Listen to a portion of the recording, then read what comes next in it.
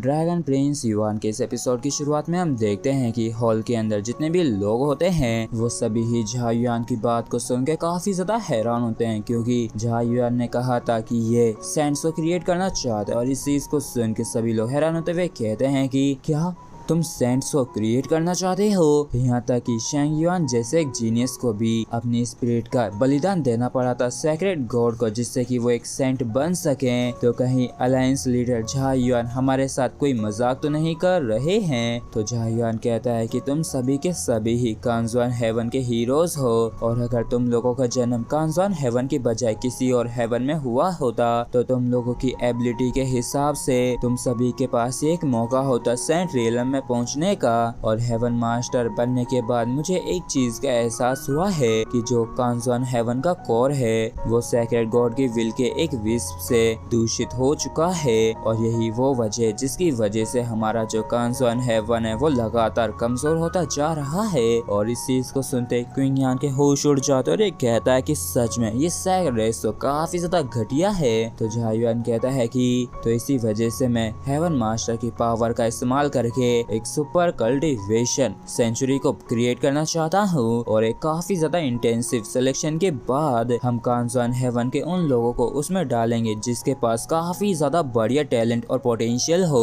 और वैसे तो ये जो चीज थी ये कांजुआन हेवन की सारी जेनेसिस को अपनी तरफ खींच लेगी, हालांकि सारी सिचुएशन को देखते हुए उसकी खातिर सभी लोग झाँ युआन के सजेशन को सपोर्ट करते हैं और इस पे एग्री कर देते हैं। और सुपर कल्टीवेशन सेंचुरी की लोकेशन के लिए ब्लैक वाटर को चूज किया जाता है। और यहाँ पे हम झाँ युआन को याया के साथ देखते हैं और झाँ युआन कहता है कि ये तो वाकई में काफी बड़ी परेशानी की बात है, क्योंकि ये जो जगह ये ज्यादा जेनेसिस क्यू को रोक के नहीं रख सकती है। तो ऐसा कहा जा सकता है कि ये इतनी बड़ी चीज को झेलने के काबिल भी नहीं है। तो याया कहती है कि चलो मुझे तुम्हारी मदद करने दो। तो झाँ युआन जो होता है इसको इग्नोर करते हुए रुआब झाड़ते हुए कहता है कि अब मैं पहले ही एक हेवन मास्टर बन चुका हूँ, तो मर्द लोग जब चीजों को कर रहे हो तो उनकी औरतों को बीच में आके दखल देने की कोई जरूरत नहीं है। और इस चीज को सुनते याया जो थी काफी गंदी निगाहों से इसको देखने लगती और कहते कि ओह ऐसी बात है क्या।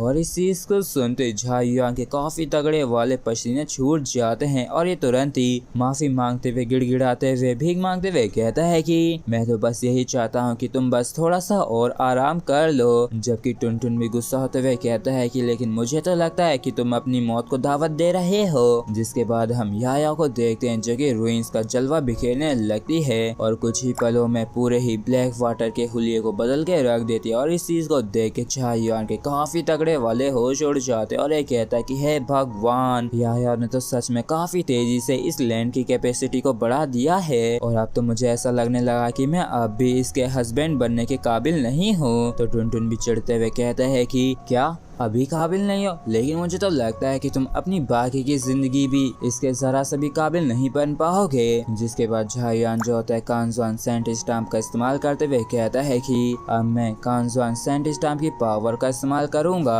और जैसे झाँ युआन कांजुआन सेंट स्टैम्प की पावर का इस्तेमाल करता है तो हम देखते हैं कि जो जमीन होती है काफी ज्यादा खतरनाक तरीके से कांपने लगती है, और एक एंडलेस सी गोल्डन लाइट जो होती है वो बाहर आती हुई दिखाई देने लगती है। और ये तकरीबन ऐसे ही 5 दिनों तक बनी रहती है और एक ह्यूज टावर जमीन में से निकल के आता है जो कि आसमान और जमीन के बीच में सबसे बड़ी चीज थी जिसने हजारों माइल्स के एरिया को कवर कर रखा था। और जब ये बन जाता है तो इसे देख के झाँ युआन कहता है कि चलो इसको 99 ब्लेसिंग टावर कहते हैं, और मैं बस उम्मीद ही कर सकता हूँ कि ये हमारे हेवन कांजुआन हेवन को सौभाग्य प्रदान करेगा और इसके भविष्य को बदलने में मदद करेगा। और तभी याया कहती है कि अगर तुम इस टावर को कंप्लीट करना चाहते हो तो तुम्हें काउंटलेस प्रीशियस रिसोर्सेज की जरूरत होगी इसे पूरा भरने के लिए। तो झाँ युआन कहता है कि मैंने पहले से इस बारे में सोच रखा है कि मैं कांजुआन हेवन के सभी सेक्ट्स से अपने अपने प्रीशियस रिसोर्सेज का एक हिस्सा सरेंडर करने के लिए कह दूंगा, जिससे कि हम इस सुपर कल्टीवेशन सेंचुरी को कंप्लीट कर सकें। और इस चीज को सुन के याया जो होती खुश होते हुए कहती है कि तुम्हारी बातों से तुम्हें कैसे गुंडे लग रहे हो जो कि वसूली करता है। तो झाँ युआन जो होता है एक्सक्यूज देते हुए कहता है कि कम से कम ये फ्यूचर में सेकंड रेस से हारने से तो बेहतर ही है, क्योंकि अगर हम सेकंड रेस से हार जाते हैं तो अंत में सिर्फ ये रिसोर्सेस उन्हीं के हाथ जाके लगेंगे और एक बार ये जो सुपर कल्टीवेशन सेंचुरी बन गया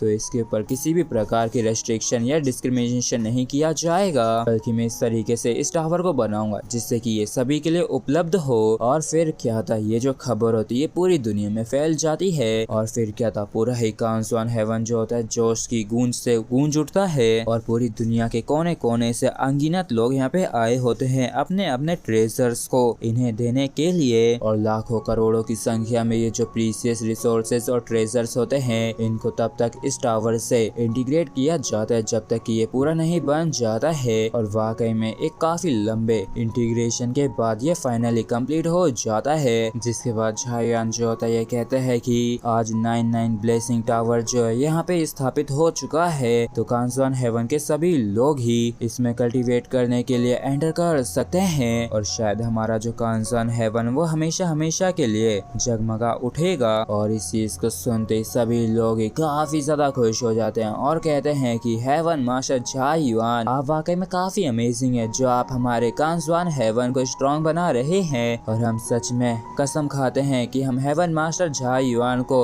अपनी आखिरी सांस तक फॉलो करेंगे। और जब यहाँ पे सभी लोगों की नजरें इस पे टिकी हुई होती हैं तभी 99 ब्लेसिंग टावर का जो स्टोन डोर था जो कि भारी मतलब काफी टाइटली बंद हो रखा था वो धीरे धीरे करके खुलने लगता है। और फिर क्या था, एक के बाद एक करके अनगिनत जीनियस जो होते हैं इस टावर के अंदर एंटर करने लगते हैं। और यहाँ की भीड़ भाड़ को देख के याया जो होती है वो कहती है कि अब ब्लैक वाटर जो है वो कांसवान हेवन का सबसे हॉटेस्ट प्लेस बन गया है। और देखो यहाँ पे कितने सारे लोग हैं लेकिन फिर भी यहाँ पे ऐसी कोई भी जगह नहीं है जहाँ पे ये रुक सके। और इस चीज को सुन के बेचारा झायान भी सोच में पड़ जाता है और इतने ज्यादा लोगों को संभालने के लिए मतलब इन सभी का बंदोबस्त करने के लिए झायान जो होता है ये पर्सनली अपनी पावर से इस्तेमाल करके पलक झपकते ही एक पूरी की पूरी सिटी को यहाँ पे बसा देता है, मतलब बना के खड़ा कर देता है, जिसका नाम इसने ब्लेसिंग सिटी रखा था। जिसके बाद हम इस सिटी के बीचों बीच एक छोटे से बिल्डिंग का सीन देखते हैं जहाँ पे हमारा टुनटुन जो होता है मस्त लोट पोट कर रहा होता है। और अभी तक काफी समय बीत गया होता है और झायान कहता है कि जिन्होंने ब्लेसिंग टावर में एंटर किया था इस महीने उनमें से 70% जो लोग हैं उन सभी ने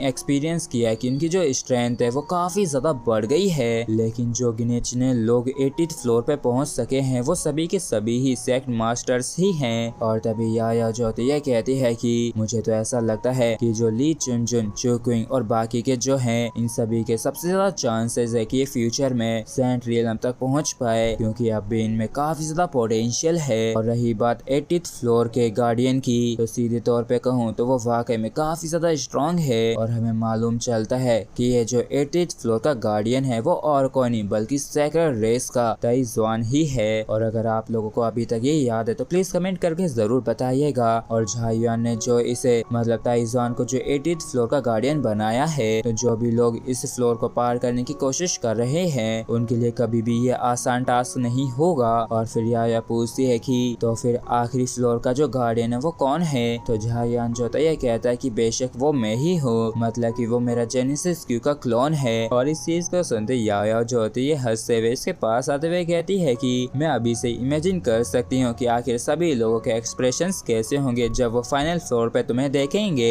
और इस चीज को सुन के झायान जो होता है मुंह बनाते हुए कहता है कि मैं ये सब कुछ बस उनके ही भले के लिए ही कर रहा हूँ। तो याया कहती है कि जैसे ऐसे बोलो जैसे कि मैं तुम पे विश्वास कर ही लूंगी, मतलब कर ही लूंगी। और तभी हम देखते हैं कि याया जो थी याया के पास आ जाती है और झायान भी याया से टेक जाता है और ऐसे ये लोग काफी क्वालिटी टाइम स्पेंड करते हैं। और जब ये दोनों यहाँ पे एक दूसरे के साथ होते हैं कि तभी यहाँ पे एक पोर्टल ओपन होता है और उसमें से मास्टर कांग युआन बाहर निकल के आते हैं। और मास्टर को यहाँ पे देख के झायान हैरान होता है और ये पूछता है कि मास्टर क्या कुछ हुआ है। और इसी के साथ फ्रेंड्स हमारा एपिसोड यहीं पे खत्म होता है। अगर आप लोगों को वीडियो अच्छा लगा हो तो प्लीज चैनल को सब्सक्राइब और वीडियो को लाइक करना बिल्कुल भी ना भूलें। Thank you.